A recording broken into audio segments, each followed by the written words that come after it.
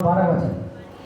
ऐसा हुआ कि जब मूसा जवान हुआ और 12 अपने भाई बंधुओं के पास जाकर उसके दुखों पर दृष्टि करने लगा, तब उसने देखा कि एक मिस्र जन उनके एक इब्री भाई को मार रहे हैं।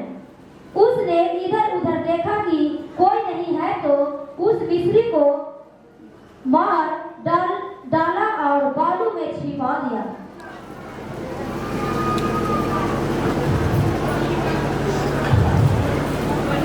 दो वचन पढ़ दिए, 2 वचन 11 12 11 पढ़ दिए, 11 से फिर पढ़िए 12। ऐसा हुआ कि जब मूसा जवान हुआ और 12 अपने भाई बंधुओं के पास जाकर उसके दुखों पर दृष्टि करने लगा, तब उसने देखा कि एक मिस्री जन उनके एक इब्री भाई को मार रहे हैं। उसने इधर उधर देखा कि कोई नहीं है, तो वह मिस्री को मार डाला और बालू में छिपा दिया। जो प्रभु का तारीफ करे। बोलिए हालेलुया। देखिए, अब आप लोग बच्चों को ध्यान से सुनेंगे और समझेंगे। जब यीशु के भाई के द्वारा फिलिप्पियों के हाथ बेचा गया, तो फिलिप्पियों ने सीधा राजा के यहाँ ले जाकर बेच दिया और यीशु के साथ परमेश्वर साथ साथ चलता था, साथ साथ रहता था।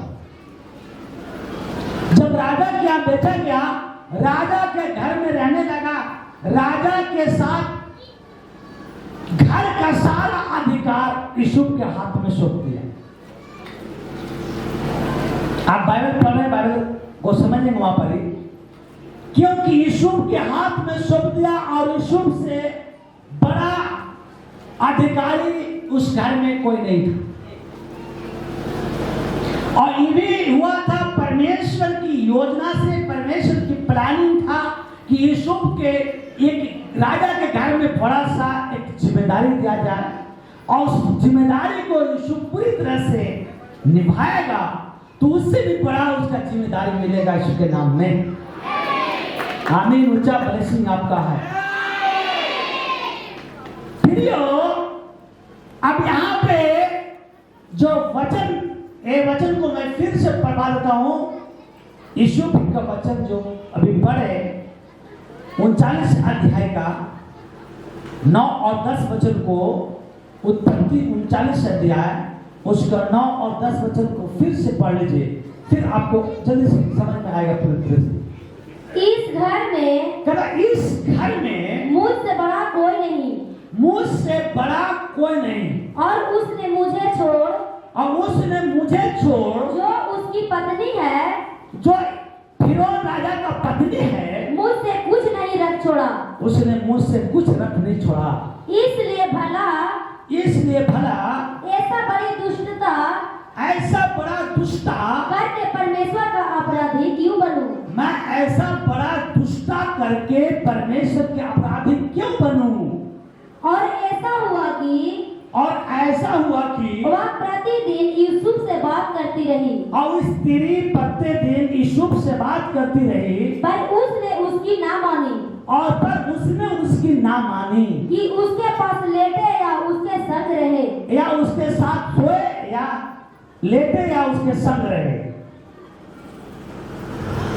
अब यहाँ पे प्रियो, क्योंकि ये राजा के घर में, फिरौन राजा के घर में यूसुफ रहा और रानी का दास है, रानी को सेवा टहल करने के लिए उस घर में सारा कुछ यूसुफ के हाथ में अधिकार मिल गया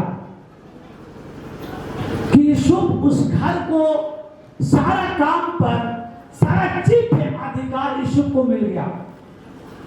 और बाइबल बताते हैं कि जब से यूसुफ का अधिकार मिला तो राज में बहुत आशीषित होने लगा, राज बहुत आशीषित होने लगा, क्योंकि यूसुफ के साथ यहोवा परमेश्वर। अब यहां पे यूसुफ एक जवान पुरुष था और बहुत अति सुंदर था। तो रानी का नजर यूसुफ के ऊपर रहता था और रानी चाहता था कि मेरे साथ सोए, मेरे से बात करे। मगर जो यूसुफ का जो प्लानिंग था कि जो परमेश्वर की जो प्लानिंग है, परमेश्वर को इच्छा है, यूसुफ के द्वारा पूरा हो। यानी यूसुफ को जो प्लानिंग चल रहा था, क्योंकि परमेश्वर को उपस्थिति में बैठता था, वो रात दिन प्रार्थना करता था, उसकी आराधना करता था।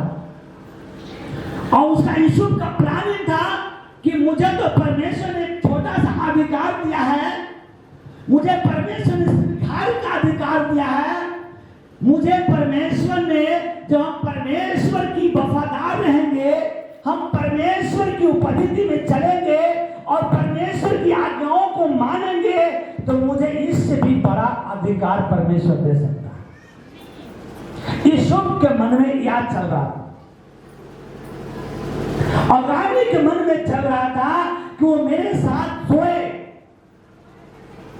मैं यूसुफ कहता है कि मैं रानी का साथ सोकर हम परमेश्वर से बहुत दूर चला जाएंगे,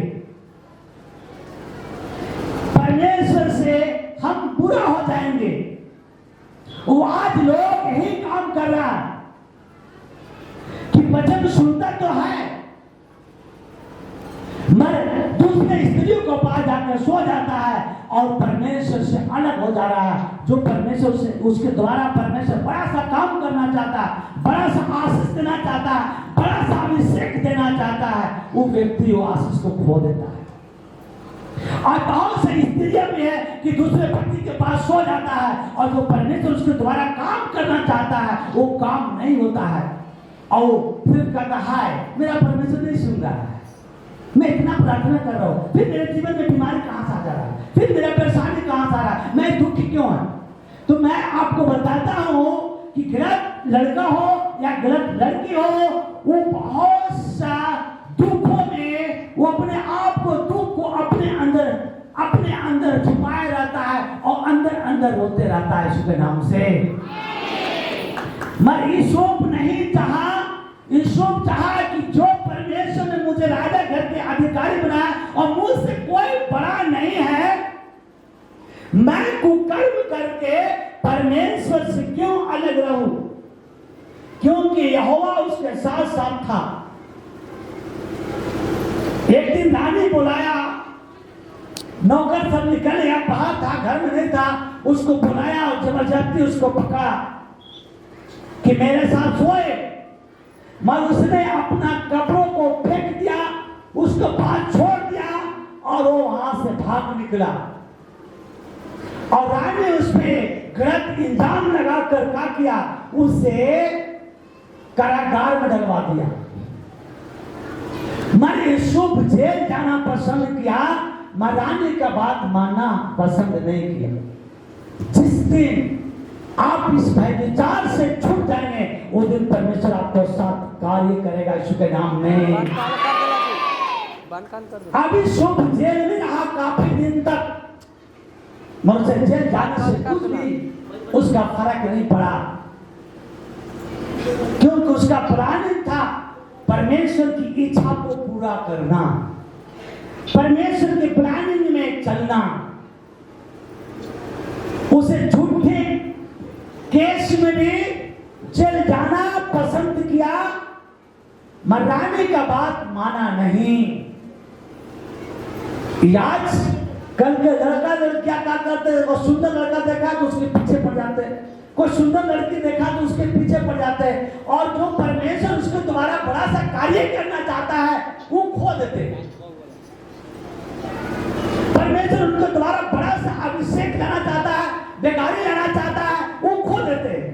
परमेश्वर को बहुत बड़ा गिफ्ट देना चाहता है, उसे प्रॉफिट बनाना चाहता है, उसे पादर बनाना चाहता है, उसे भविष्यवक्ता बनाना चाहता है, वो खो देते हैं। आजकल लड़के क्या आज इस पाप में गिर के वो अपना इंजीनियरिंग पढ़ाई को खो देते हैं। आज लड़कियां पाप में पढ़कर वो अपना करियर को बर्बाद करते रहे। कहेगा कि पढ़ाई में मन नहीं लग रहा है, इच्छा नहीं कर रहा है। आज यही चीज बहुत से लड़का लड़कियों को बर्बाद करके रखा है। और जो करियर चाहता है, जो अपना करियर बनाना चाहता है, वो करियर को खो देता है। यीशु अपना करियर को बनाए रखना चाहता था। परमेश्वर का जो प्रेम था, वो प्रेम को बनाए रखना चाहता था और चाहता था कि मैं स्त्री के साथ, ईरानी के साथ कुकर्म करके हम परमेश्वर से अलग ना रहे। आज बहुत से लड़का लड़कियां हैं, गलती करके कुकर्म करके बाप माई से अलग रहना शुरू कर देते। मगर यीशु के जीवन में बड़ी बड़ी कठिनाई आया। उसको भाई गड्ढे में डाल दिए, फिर उसको भाई गड्ढे में से निकाल के फिर यीशु के हाथ बेच दिए, फिर यीशु के हाथ बेचने के बाद वो राजा के यहाँ भेज दिए। वो राजा के यहाँ परमेश्वर ने उसे बहुत बड़ा जिम्मेदारी दिया, क्योंकि यीशु के साथ साथ यहोवा रहता था। अब वहां पे यीशु के बहुत बड़ा परीक्षा आया रानी के द्वारा, मगर वो परीक्षा को भी यीशु पास कर गया। यीशु मसीह के नाम में पास कर गया। जेल चला, पसंद किया, मगर रानी की बात मानना पसंद नहीं किया। जेल में गया। यीशु जानता था कि मुझे ये अधिकार थोड़ा है। यीशु जो पवित्र आत्मा पहले से बताता था, वो जब प्रार्थना में बैठता था तो सपना को अर्थ बताने के लिए उसे बुद्धि परमेश्वर देता था। वो सारे काम बताने के लिए, राजा को समझाने के लिए परमेश्वर उसे बुद्धि देता था। यीशु जानता था कि एक छोटा सा काम नहीं, मेरे अंदर परमेश्वर बड़ा सा एक प्लान बना कर रखा, बड़ा सा स्कीम बना कर रखा, बड़ा सा योजना बना कर रखा, क्योंकि मिस्र पर प्रभु मुझे राज करने के लिए अधिकार बनाएगा यीशु के नाम में। अब छोटी सी आशीष लेता है लोग और खो देता है। बहुत बहनें आते हैं, बहुत भाई आते हैं, जगह मिल गया, यीशु मसीह बाढ़ में जाए।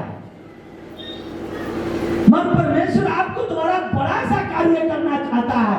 उस कार्य को आप कैसे लेंगे? आपको जीवन में परीक्षा आएगा। जब तक परीक्षा नहीं आएगा तो अगला स्टेप में आप नहीं बढ़ेंगे यीशु के नाम में। एक तरह से परमेश्वर की ओर से यीशु के ऊपर परीक्षा था कि मैं तो छोटा सा अधिकार तुम्हें घर में दिया हूं, वो राजा के घर के सारे कामों पर तुम्हें अधिकार दिया हूं, और पूरा मिस्र पे मैं तुम्हें अधिकार दूंगा, तो कहा संभालेगा कि नहीं संभालेगा? कितना लोग का समझ में आ रहा है?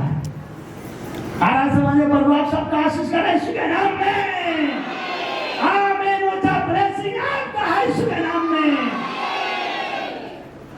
इसलिए घर में जब बहू आते हैं ना, तो बहू को थोड़ा सा अधिकार दे जाता है।